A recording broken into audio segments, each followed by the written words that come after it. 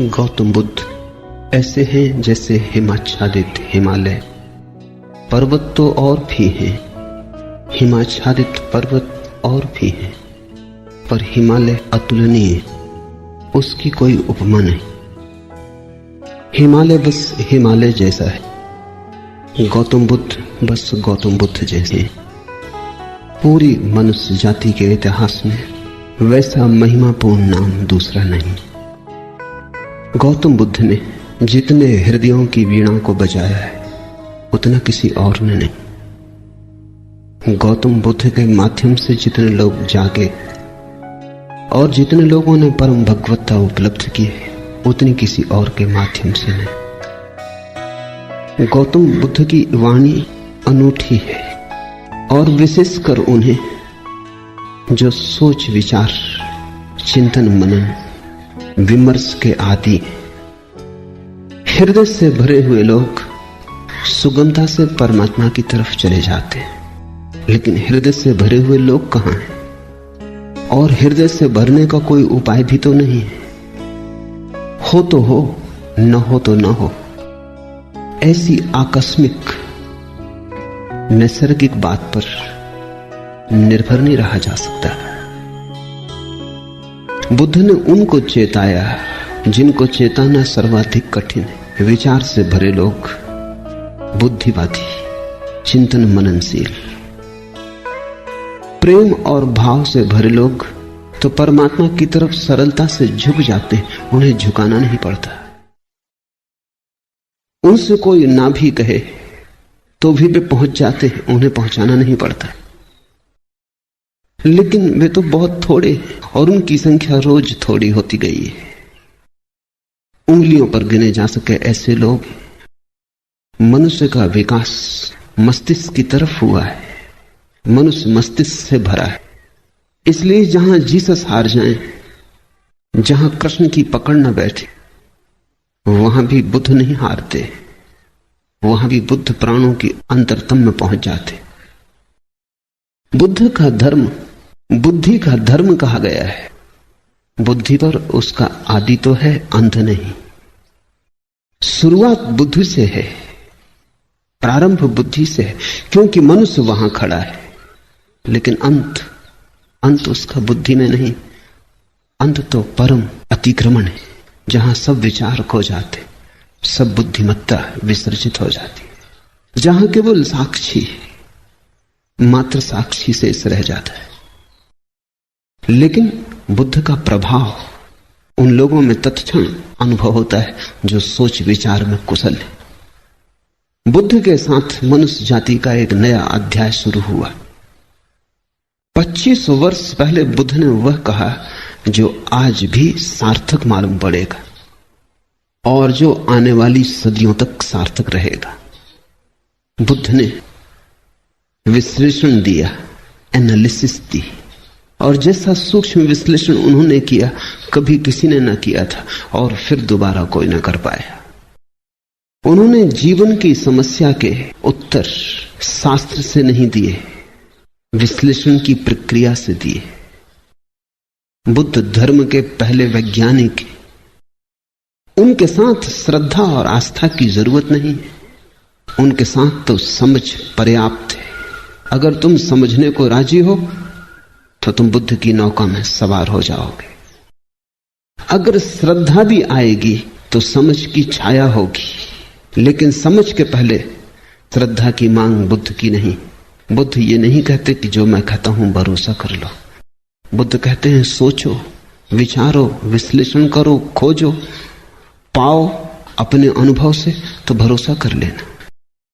दुनिया के सारे धर्मों ने भरोसे को पहले रखा है, सिर्फ बुद्ध को छोड़कर। दुनिया के सारे धर्मों में श्रद्धा प्राथमिक है, फिर ही कदम उठेगा। बुद्ध ने कहा अनुभव प्राथमिक है, श्रद्धा आनुषांगिक है। अनुभव होगा तो श्रद्धा होगी, अनुभव होगा तो आस्था होगी। इसलिए बुद्ध कहते हैं आस्था की कोई जरूरत नहीं है, अनुभव के साथ अपने से आ जाएगी, तुम्हें लानी नहीं। और तुम्हारी लाई हुई आस्था का मूल्य भी क्या हो सकता है? तुम्हारी लाई आस्था के पीछे भी छिपे होंगे तुम्हारे संदेह, तुम आरोपित भी कर लोगे विश्वास को, तो भी विश्वास के पीछे अविश्वास खड़ा होगा। तुम कितनी ही दृढ़ता से भरोसा करना चाहो, लेकिन तुम्हारी दृढ़ता कपती रहेगी और तुम जानते रहोगे कि जो तुम्हारे अनुभव में नहीं उतरा है उसे तुम चाहो भी तो भी कैसे मान सकते हो, मान भी लो तो भी कैसे मान सकते हो। तुम्हारा ईश्वर कोरा शब्द जाल होगा जब तक अनुभव की किरण न उतरी हो। तुम्हारे मोक्ष की धारणा मात्र शाब्दिक होगी जब तक मुक्ति का थोड़ा स्वाद तुम्हें न लगा हो। बुद्ध ने कहा, मुझ पर भरोसा मत करना, मैं जो कहता हूं उस पर इसलिए भरोसा मत करना कि मैं कहता हूं। सोचना, विचारना, जीना तुम्हारे अनुभव की कसौटी पर सही हो जाए तो ही सही है, मेरे कहने से क्या सही होगा। बुद्ध के अंतिम वचन हैं, अपदीपो भव, अपने दिए खुद बनना। और तुम्हारी रोशनी में तुम्हें जो दिखाई पड़ेगा फिर तुम करोगे भी क्या। आस्था ना करोगे तो करोगे क्या। आस्था सहज होगी, उसकी बात ही उठानी व्यर्थ है। बुद्ध का धर्म विश्लेषण का धर्म है, लेकिन विश्लेषण से शुरू होता है, समाप्त नहीं होता। वहां समाप्त तो परम संश्लेषण पर होता है। बुद्ध का धर्म संदेह का धर्म है, लेकिन संदेह से यात्रा शुरू होती है, समाप्त नहीं होती। समाप्त तो परम श्रद्धा पर होती। इसलिए बुद्ध को समझने में बड़ी भूल हुई, क्योंकि बुद्ध संदेह की भाषा बोलते तो लोगों ने समझा ये संदेहवादी है। हिंदू तक न समझ पाए, जो जमीन पे सबसे ज्यादा पुरानी कौम। बुद्ध निश्चित ही बड़े अनूठे रहे होंगे, तभी तो हिंदू तक समझने से चूक गए। हिंदुओं तक कोई आदमी खतरनाक लगा, घबराने वाला लगा। हिंदुओं को भी लगा कि ये तो सारे आधार गिरा देगा धर्म के। और यही आदमी है जिसने धर्म के आधार पहली दफा ढंग से रखे। श्रद्धा पर भी कोई आधार रखा जा सकता है, अनुभव पर ही आधार रखा जा सकता है। अनुभव की छाया की तरह श्रद्धा उत्पन्न होती। श्रद्धा अनुभव की सुगंध है, और अनुभव के बिना श्रद्धा अंधी है। और जिस श्रद्धा के पास आंख ना हो, उससे तुम सत्य तक पहुंच पाओगे। बुद्ध ने बड़ा दुस्साहस किया। बुद्ध जैसे व्यक्ति पर भरोसा करना एकदम सुगम होता है। उसके उठने बैठने में प्रामाणिकता होती है, उसके शब्द शब्द में वजन होता है, उसके होने का पूरा ढंग स्वयं सिद्ध होता है। उस पर श्रद्धा आसान हो जाती है। लेकिन बुद्ध ने कहा, तुम मुझे अपनी बैसाखी मत बनाना। तुम अगर लंगड़े हो, मेरी बैसाखी के सहारे चल लिए, कितनी दूर चलोगे, मंजिल तक न पहुंच पाओगे। आज मैं साथ हूं, कल मैं साथ न रहूंगा, फिर तुम्हें अपने ही पैरों पर चलना है। मेरी रोशनी से मत चलना, क्योंकि थोड़ी देर को संग साथ हो गया है अंधेरे जंगल में, तो मेरी रोशनी में थोड़ी देर रोशन हो लोगे, फिर हमारे रास्ते अलग हो जाएंगे। मेरी रोशनी मेरे साथ होगी, तुम्हारा अंधेरा तुम्हारे साथ होगा। अपनी रोशनी पैदा करो, अपदीपो भव। ये बुद्ध का धम्मपद। कैसे वो रोशनी पैदा हो सकती है अनुभव की, उसका विश्लेषण है। श्रद्धा की कोई मांग नहीं है, श्रद्धा की कोई आवश्यकता भी नहीं है। इसलिए बुद्ध को लोगों ने नास्तिक कहा, क्योंकि बुद्ध ने यह भी नहीं कहा कि तुम परमात्मा पर श्रद्धा करो। तुम कैसे करोगे श्रद्धा? तुम्हें पता होता तो तुम श्रद्धा करते ही, तुम्हें पता नहीं है। इस अज्ञान में तुम कैसे श्रद्धा करोगे? और अज्ञान में तुम जो श्रद्धा बांध भी लोगे, वो तुम्हारी अज्ञान के ईंटों से बना हुआ भवन होगा। उसे तुम परमात्मा का मंदिर कैसे कहोगे? वो तुमने भय में बना लिया होगा। मौत डराती होगी, इसलिए सहारा पकड़ लिया होगा। यहां जिंदगी हाथ से जाती मालूम होती होगी, इसलिए स्वर्ग की कल्पनाएं कर ली होंगी। लेकिन इन कल्पनाओं से, भय पर खड़ी हुई इन धारणाओं से कहीं कोई मुक्त हुआ है? इसी से ही तो आदमी पंगु है, इससे ही तो आदमी पक्षाघात में दबा है। इसलिए बुद्ध ने ईश्वर की बात नहीं की। H.G. वेल्स ने बुद्ध के संबंध में कहा है कि पृथ्वी पर इस जैसा ईश्वरीय व्यक्ति और इस जैसा ईश्वर विरोधी व्यक्ति एक साथ पाना कठिन है। So god like and so godless. अगर तुम ईश्वरीय प्रतिभाओं को खोजने निकलो तो तुम बुद्ध से ज्यादा ईश्वरीय प्रतिभा कहां पाओगे। सो गॉडलेस, और फिर भी इतना ईश्वर शून्य, ईश्वर की बात ही नहीं की। इस शब्द को ही गंदा माना, इस शब्द का उच्चार नहीं किया। इससे यह मत समझ लेना कि ईश्वर विरोधी थे बुद्ध। उच्चार नहीं किया क्योंकि उस परम शब्द का उच्चार किया नहीं जा सकता। उपनिषद कहते हैं ईश्वर के संबंध में कुछ कहा नहीं जा सकता, लेकिन इतना तो कह ही देते। बुद्ध ने इतना भी ना कहा। वो परम उपनिषद, उनके पार उपनिषद नहीं जाता। जहां उपनिषद समाप्त होते हैं वहां बुद्ध शुरू होते। आखिर इतना तो कह ही दिया, रोक ना सके अपने को कि ईश्वर निर्गुण है, तो निर्गुण उसका गुण बना दिया। कहा कि ईश्वर निराकार है, तो निराकार उसका आकार हो गया। लेकिन बिना कहे न रह सके। उपनिषद के ऋषि भी बोल गए। मौन में ही संभालना था उस संपदा को, बोलकर गंवा दी। बंधी मुट्ठी लाख की थी, खुली दो कौड़ी की हो गई। वो बात ऐसी थी कि कहनी नहीं थी, क्योंकि तुम जो कुछ भी कहोगे वो गलत होगा।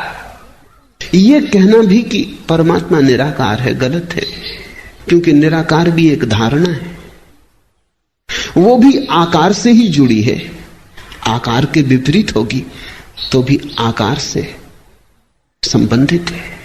निराकार का क्या अर्थ होता है? जब भी अर्थ खोजने जाओगे आकार का उपयोग करना पड़ेगा। निर्गुण का क्या अर्थ होता है? जब भी कोई परिभाषा पूछेगा गुण को परिभाषा में लाना पड़ेगा। ऐसी निर्गुणता भी बड़ी नपुंसक है जिसकी परिभाषा में गुण लाना पड़ता है। और ऐसे निराकार में क्या निराकार होगा जिसको समझाने के लिए आकार लाना पड़ता है। बुद्ध से ज्यादा कोई भी नहीं बोला और बुद्ध से ज्यादा चुप भी कोई नहीं। कितना बुद्ध बोले। अन्वेषक खोज करते हैं तो वो कहते हैं एक आदमी इतना बोला, ये संभव कैसे?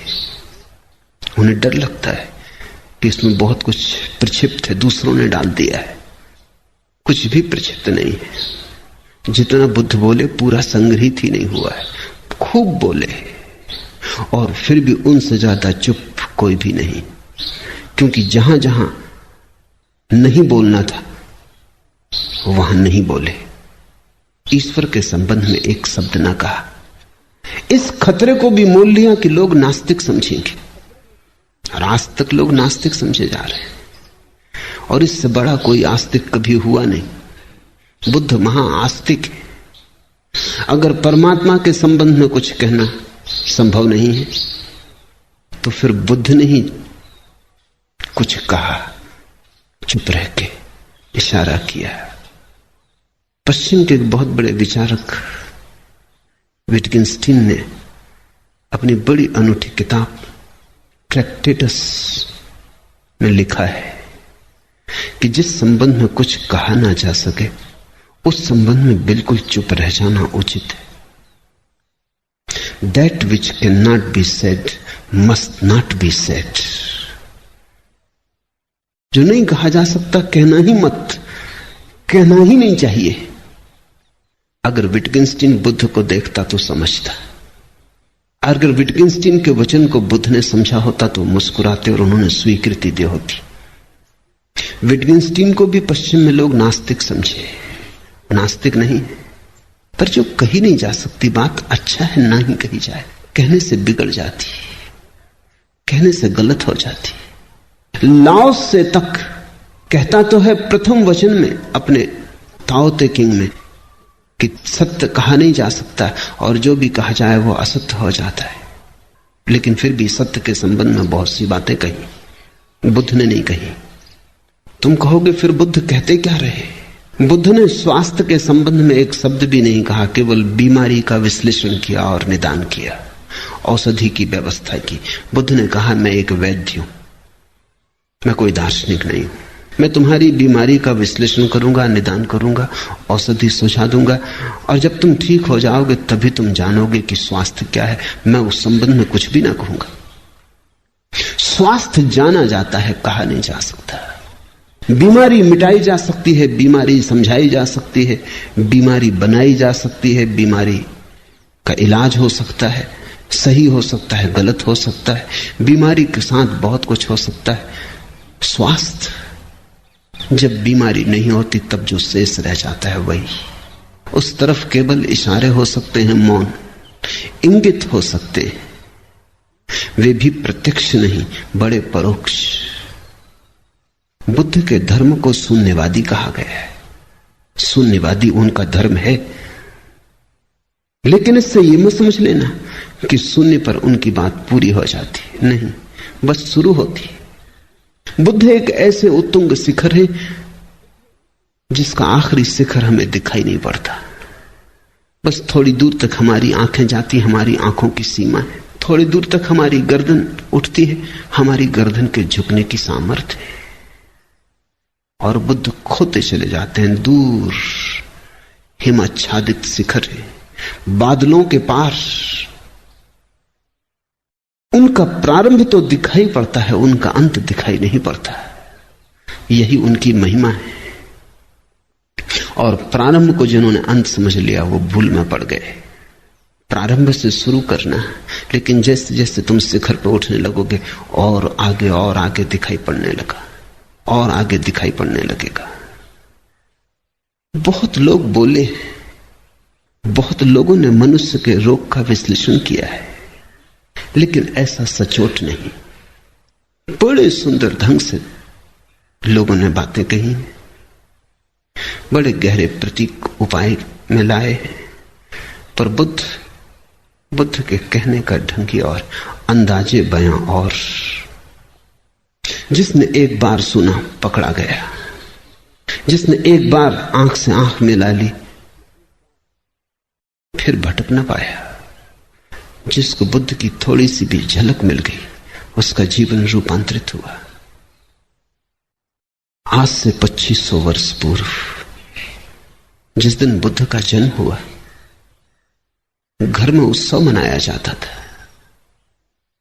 सम्राट के घर बेटा पैदा हुआ था, पूरी राजधानी सजी थी। रात भर लोगों ने दिए जलाए, नाचे, उत्सव का क्षण था। बूढ़े सम्राट के घर बेटा पैदा हुआ था, बड़े दिन की प्रतीक्षा पूरी हुई थी। बड़ी पुरानी अभिलाषा थी पूरे राज्य की।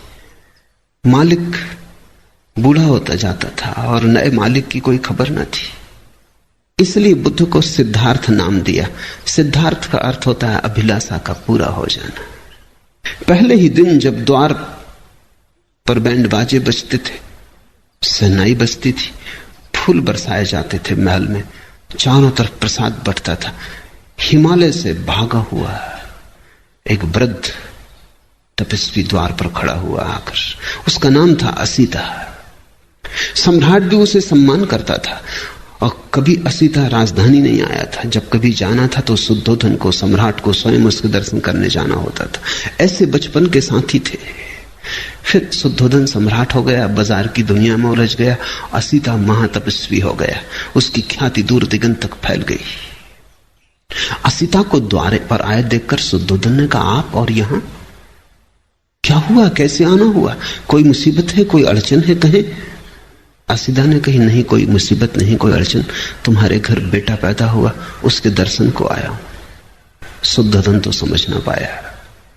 सौभाग्य की घड़ी थी ये कि असीता जैसा तपस्वी और बेटे के दर्शन को आया। भागा गया अंतःगृह में, नवजात शिशु को लेकर बाहर आ गया। असीता झुका और उसने शिशु के चरणों में सिर रख दिए, और कहते हैं शिशु ने अपने पैर उसकी जटाओं में उलझा दिए। फिर तब से आदमी की जटाओं में बुद्ध के पैर उलझे, फिर आदमी छुटकारा नहीं पा सका। और असीता हंसने लगा और रोने भी लगा। और शुद्धोधन ने पूछा कि शुभ घड़ी में आप रोते क्यों हैं? असीता ने कहा, ये तुम्हारे घर जो बेटा पैदा हुआ है, ये कोई साधारण आत्मा नहीं, असाधारण है। कई सदियां बीत जाती, ये तुम्हारे लिए ही सिद्धार्थ नहीं है, ये अनंत अनंत लोगों के लिए सिद्धार्थ है। अनेकों की अभिलाषाएं इससे पूरी होंगी। हंसता हूं कि इसके दर्शन मिल गए।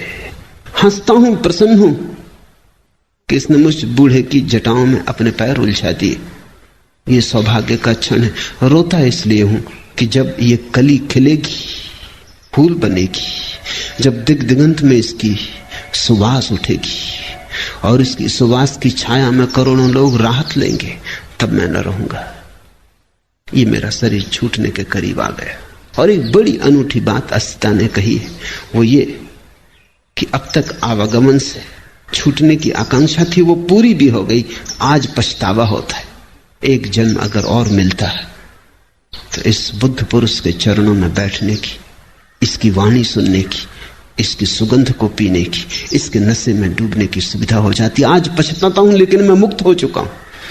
ये मेरा आखिरी अवतरण है। अब इसके बाद देह न धर सकूंगा। अब तक सदा ही चेष्टा की थी कि कब छुटकारा हो शरीर से, कब आवागमन से।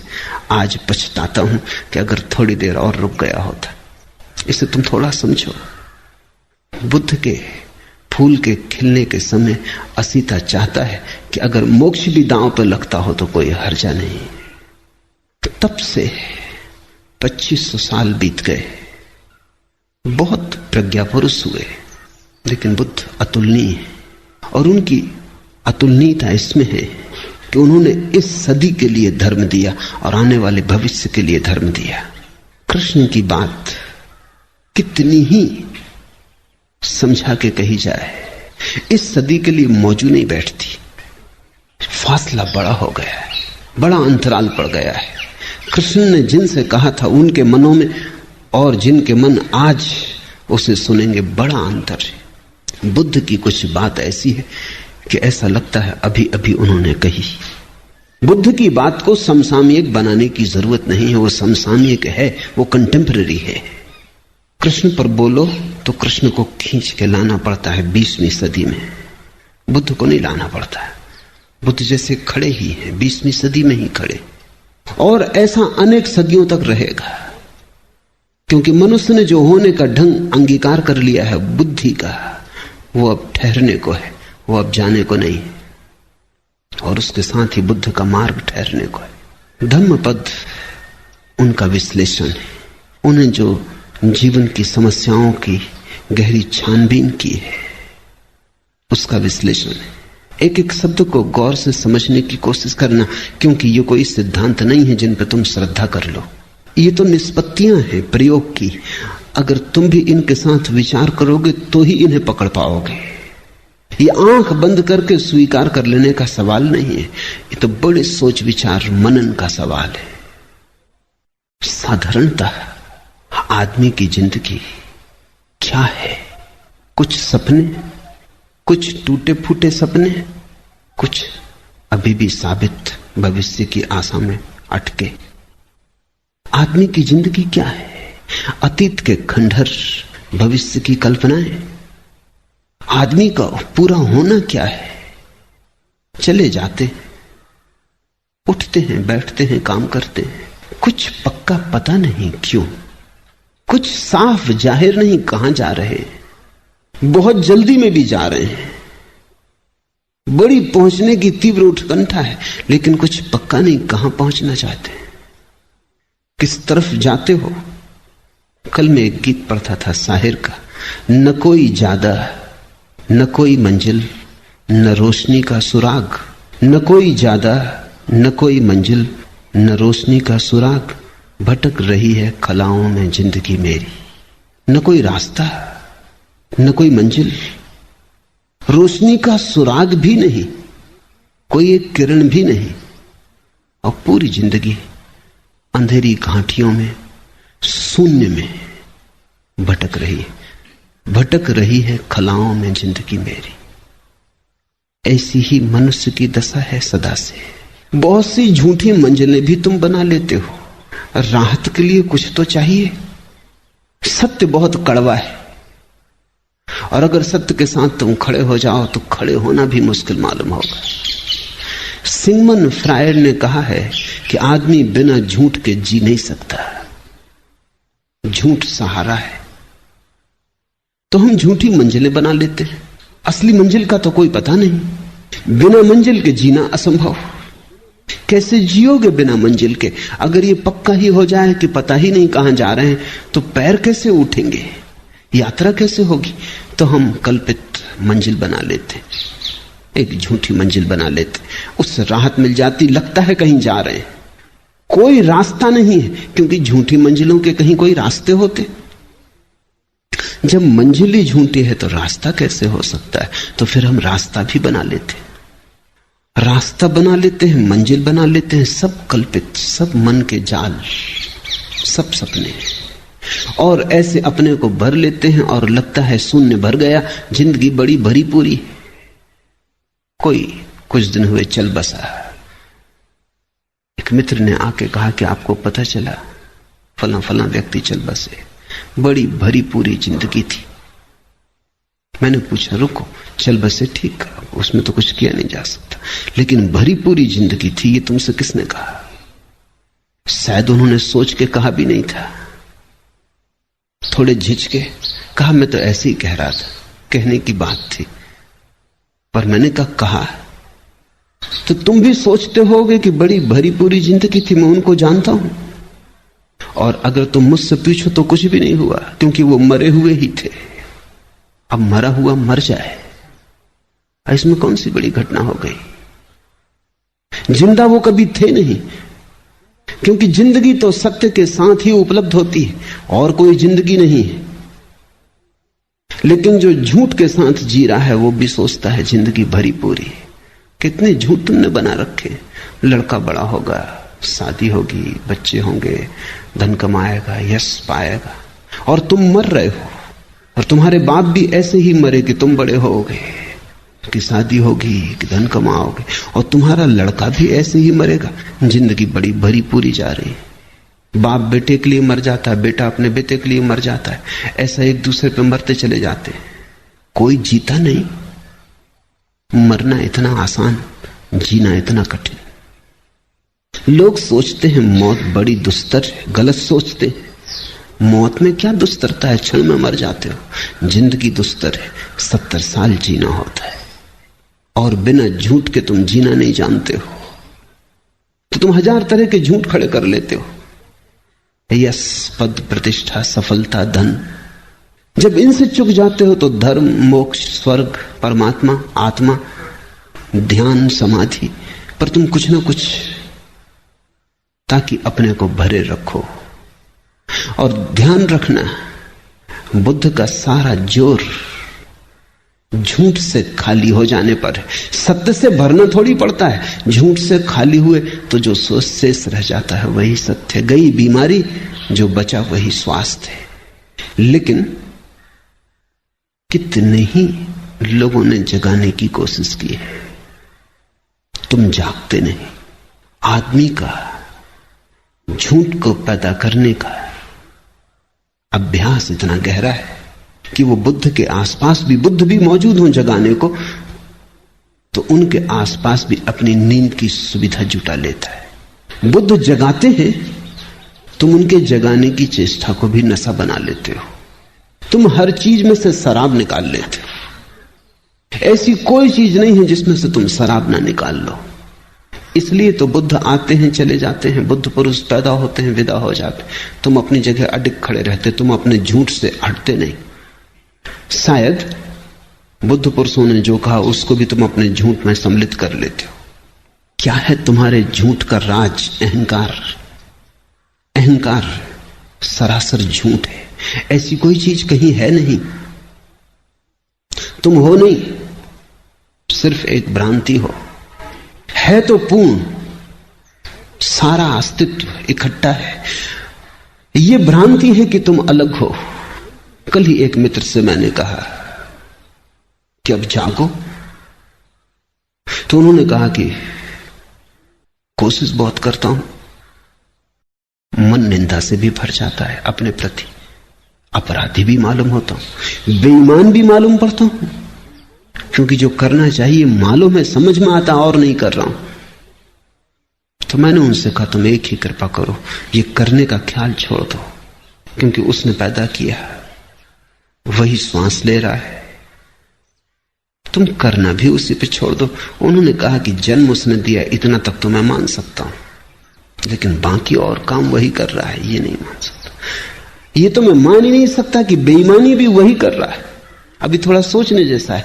हमें भी लगेगा कि बेचारा धार्मिक बात तो कह रहा है ये व्यक्ति, कि बेईमानी कैसे परमात्मा पे छोड़ दूं। लेकिन नहीं, सवाल ये नहीं है। अहंकार, ये कोई परमात्मा को बचाने की चेष्टा नहीं है कि परमात्मा पे बेईमानी कैसे सौंप दूं। ये भी अहंकार को बचाने की चेष्टा है। ध्यान रखना, जब बेईमानी तुम करोगे तो ईमानदारी भी तुम ही करोगे।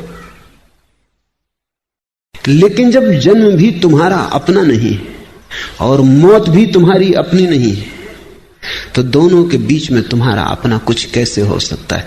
जब दोनों छोर पर आए, जब जन्म के पहले कोई और के हाथ में तुम हो, मौत के बाद किसी और के हाथ में, तो ये बीच की थोड़ी सी जो घड़ियां हैं, इनमें तुम अपने को सोच लेते हो अपने हाथ में, वही भ्रांति हो जाती है। वही अहंकार तुम्हें जगने नहीं देता। वही अहंकार सोने की नई तरकीबें व्यवस्थाएं खोज लेता है। इसलिए बुद्ध पुरुष आते हैं, उनके तीर ठीक तरकस से तुम्हारे हृदय की तरफ निकलते, पर तुम बचा जाते हो। हजारों खिच्र पैदा कर चुकी है नस्ल आदम की। आदमी ने कितने बुद्ध पुरुष पैदा किए, हजारों खिच्र, पैगंबर, तीर्थंकर, हजारों खिच्र पैदा कर चुकी है नस्ल आदम की। ये सब तस्लीम, लेकिन आदमी अब तक भटकता है। ये सब तस्लीम, ये सब स्वीकार कि हजारों बुद्ध पुरुष हुए, पर इससे क्या फर्क पड़ता है? आदमी अब तक भटकता है। आदमी भटकना चाहता है। कहता तो आदमी यही है कि भटकना नहीं चाहता। कहते तो तुम मेरे पास यही हो, शांत होना चाहते हैं, सत्य होना चाहते हैं, सरल होना चाहते हैं। लेकिन सच में तुम होना चाहते हो, या कि सरलता के नाम पर तुम नई जटिलता खोज रहे हो, या सत्य के नाम पर तुमने नए झूठों की तलाश शुरू की है, या शांति के नाम पर अब तुमने एक नया रोग पाला। अब तुम शांति के नाम पर अशांत होने को उत्सुक हुए हो। साधारण आदमी अशांत होता है, सिर्फ शांति की तो कम से कम चिंता नहीं होती। अब तुम शांति के लिए भी चिंतित थे। पुरानी अशांति तो बरकरार, अब तुम और धन करोगे, उसमें गुणनफल करोगे। अब तुम कहोगे कि शांति भी चाहिए। अब एक नई अशांति जुड़ी कि शांति नहीं। झूठ तो तुम थे, अब तुम कहते हो सत्य खोजेंगे। अब तुम सत्य के नाम पर कुछ नए झूठ इजाद करोगे, स्वर्ग के, मोक्ष के, नरक के, परमात्मा के, आकाश के। मंदिरों में जाओ, स्वर्गों के नक्शे टंगे, पहला स्वर्ग, दूसरा स्वर्ग, पहला खंड, दूसरा खंड, तीसरा खंड, सचखंड तक नक्शे टंगे हुए। आदमी की मूढ़ता की कोई सीमा है, कोई अंत है? अपने घर का भी नक्शा भी तुमसे बनेगा नहीं। अपना भी नक्शा तुम बना ना सकोगे कि तुम क्या हो, कहां हो, कौन हो। तुमने स्वर्ग के नक्शे बना लिए। एक दुकान पर एक शिकारी कुछ सामान खरीद रहा था। अफ्रीका जा रहा था शिकार करने, कहीं जंगल में भटक ना जाए, इसलिए उसने एक यंत्र खरीदा, दिशा सूचक यंत्र, कंपास। और तो सब ठीक था, उसने खोल के देखा, लेकिन कंपास में पीछे एक आईना भी लगा था। ये उसकी समझ में ना आया, कभी ये कोई कंपास है या किसी स्त्री का साज श्रृंगार का सामान? इसमें आईना किस लिए लगा है? ये दिशा सूचक यंत्र है, इसमें आईने की क्या जरूरत? उसने दुकानदार से पूछा, और सब तो ठीक है, लेकिन ये मेरी समझ में नहीं आया कि इसमें आईना क्यों लगा। दुकानदार ने, ये इसलिए कि जब तुम भटक जाओ तो कंपास तो बताएगा स्थान, आईने में तुम देख लेना ताकि पता चल जाए कौन भटक गया है। कहां भटक गए हो ये तो कंपास से पता चल जाए, लेकिन कौन भटक गया है अपना पता नहीं। स्वर्ग के नक्शे बना दिए, विवाद चल रहे हैं लोगों के, कितने नरक होते हैं। हिंदू कहते हैं 3, जैन कहते हैं 7, बुद्ध ने बड़ी मजाक की, उन्होंने कहा 700। ये मजाक की है क्योंकि बुद्ध को जरा भी उत्सुकता नहीं इस तरह की मूर्ताओं में, लेकिन मजाक भी नहीं समझ पाते लोग। बुद्ध के मानने वाले हैं जो कहते हैं कि नहीं 700 ही होते हैं इसलिए कहे। मैं तुमसे कहता हूं 7000।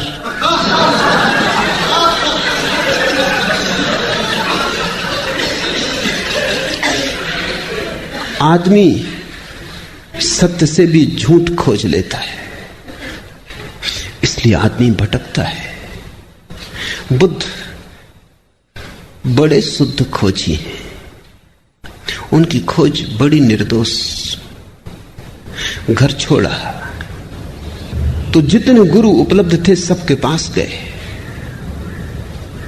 गुरु उनसे थक गए, क्योंकि असली शिष्य आ जाए तभी पता चलता है कि गुरु गुरु है या नहीं। झूठे शिष्यों के साथ तो पता नहीं चलता। लोग मुझसे पूछते हैं आके कि असली गुरु का कैसे पता चले। मैं उनको कहता हूं तुम फिक्र ना करो, अगर तुम असली शिष्य हो पता चल जाए। नकली गुरु तुमसे बचेगा, भागेगा कि ये चला आ रहा असली शिष्य, ये झंझट खड़ी करेगा। तुम गुरु की फिक्र ही छोड़ दो। असली शिष्य अगर तुम हो तो नकली गुरु तुम्हारे पास टिकेगा ही नहीं।